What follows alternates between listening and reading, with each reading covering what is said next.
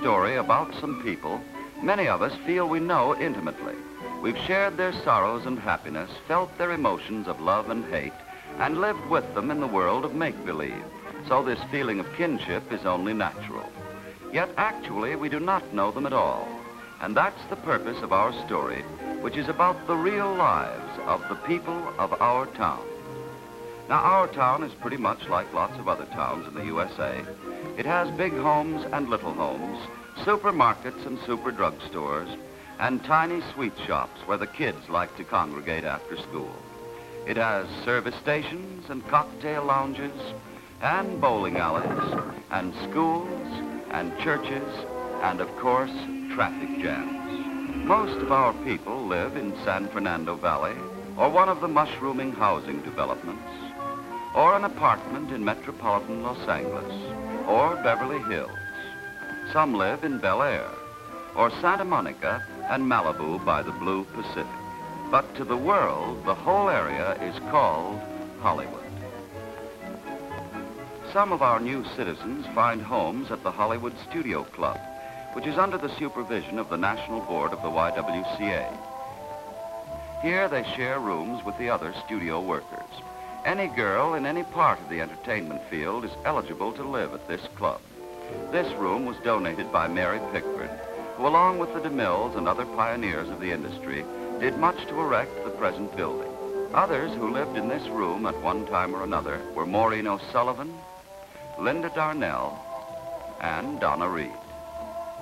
These young girls have joined the ranks of the most cosmopolitan group of people in the world.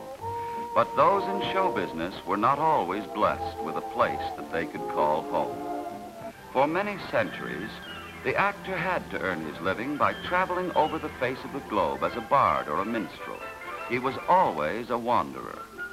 The early days in this country saw him traveling in carnival and minstrel shows, by stagecoach, later on by train.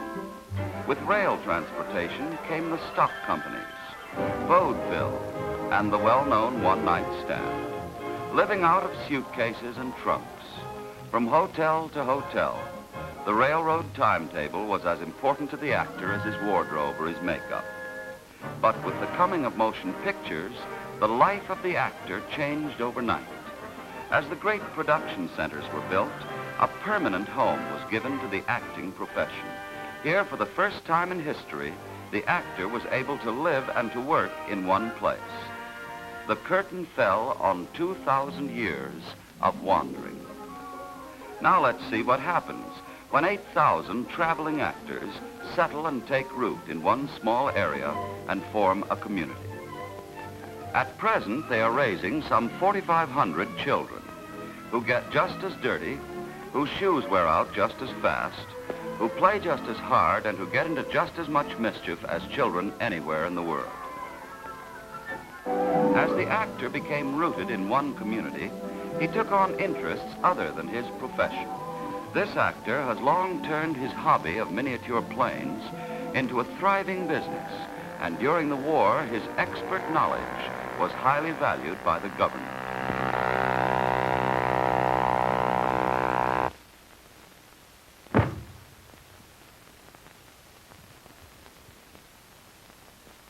This large and successful orange grove is actively operated by one of our most widely respected actors of character roles. This young lady spends many of her working days as a businesswoman, though on the screen her role is strictly glamour.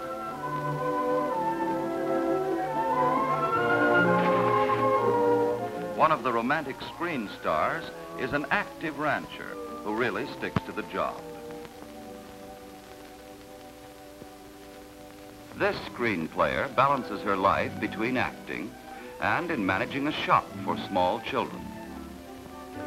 Symphony orchestras throughout the nation play the compositions of this veteran star, who not only writes music between picture assignments, but is a competent maker of fine etchings. Western stars not only chase the bad guys and strum their banjos, but this one in private life is an enthusiastic breeder of horses and cattle. This character actor, here engaged in playing the part of a butcher, is also one of the directors of a large bank. The gentleman here, who plays many roles on the screen, is also successful as head man of an automobile agency. This well-padded comedian is also the honorary mayor of Van Nuys, California. An action star of wide popularity on the screen, this man is in addition a farm expert on certain crops and is a special assistant to the United States Secretary of Agriculture. While, as every sports fan knows, these celebrated radio and movie stars are deadly serious when it comes to running their baseball clubs. This actor is often filmed as a guy who is fast with the dames. But his private occupations include that of a leader in the activities of boys, Cub Pack 85 of San Fernando Valley's Carpenter Avenue School. Today's actor comes from many sources, some from colleges where it is possible to plan a career of acting. Some of our citizens began practicing for their careers when most youngsters are entering kindergarten. The Screen Actors Guild is our town's council. It is our union representing 8,000 actors. At our executive board meetings, you'll find a cross-section of all our citizens. In our guild directory, everyone is listed from A through Z, stars and unknowns. Some of the names on the list are world famous. But most are comparatively unknown to the public. Many of them are called stuntmen, but they are really technicians like those who wreck cars.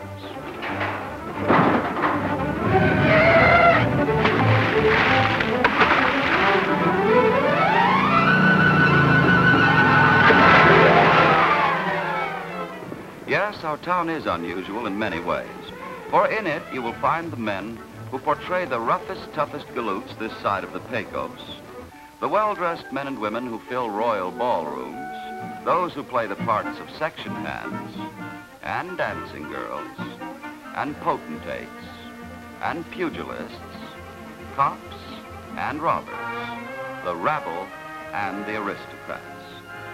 Despite their varied activities, the people in our town are attached to their homes. Maybe it's because so many of them lived out of suitcases before settling down in Hollywood. You're apt to find an actor who used to have one pot of geranium on a fire escape off Times Square, now spending hours in his garden. Yes, these are some of the citizens of our community.